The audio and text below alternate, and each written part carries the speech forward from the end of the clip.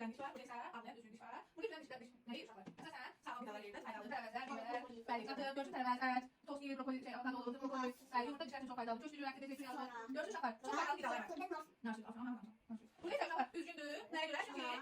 Çünki lazımsız qidalar yeyirdi. Bizim bədənimizə lazım olmayan. Ona görə də onun dişi ağrımağa başlayır və ağlayır. Təkməkdə dişinə inanır təcrübəyə. Nə yeyirdi burada? Tort yeyir, halqasa yeyir, konfet yeyir, Nutella yeyir, çoxlu popcorn yeyirdi, donut yeyir, pizza yeyir, burger yeyir, döner yeyir, görürsünüz? Hamburger yeyir, dondurma, sonra milkshake'lər içirdi, kola içirdi, uşaqlar. Noodle yeyirdi. Bu lazımsız olan pis qidalardan hamısı yeyirdi. Onun dişi çürümeye başlayır. Ağzında dişler hamısı yavaş çürür çünki bunun faydasızdır və onlar siz axşam yatanda dişinizin çürümədiyinə görə dalı dişlərin dibində orada kayısılardır. Dişlərinizdə uşaqlar, bakın bu boşluğunuzu görürsünüz. Üç damaq değil, alt damaq, burada ise dişler var, düzü. Bu da ağzınızdır. Burada uşaqlar.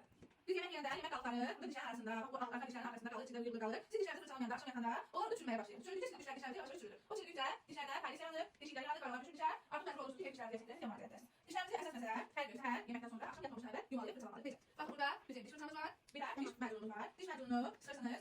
Bu qədər qalır səhərdən, görürsünüz.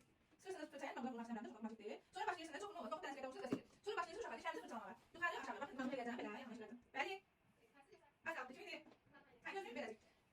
Burada bakın uşaqlar, dişlərinizi aşağı yukarı olmakla, böyle sürmek de çok bu formada, aşağı yukarı formada, bakın böyle fırçalıyorsunuz, sonra iç taraflarını, sonra bu tarafını ve arka taraflarını fırçalıyorsunuz, sonra ağzınızı yakalıyorsunuz, fırçanızı yiyorsunuz ve tertemiz koyuyorsunuz yerine. Ben burada uşaqlar, bunu yumamışdan evvel yaptığım sonra da burada dişim var, bakın bu formada, bunu kesin dişlerin arasına, bütün dişlerin arasına geçirmekle, temizleşmek, götürün sen. Bir de yaptığı bir uzak bir olanlar var, bakın, buradan böyle kardeşleriniz, buradan çıkartırsınız, sonra sen burada başlıyorsunuz, dişlerinizin arasına geçirdiği bir de geçirdiği temizliyorsunuz. Bu olda sadece elle fırçalasanız da oradan yerden yemek pilaları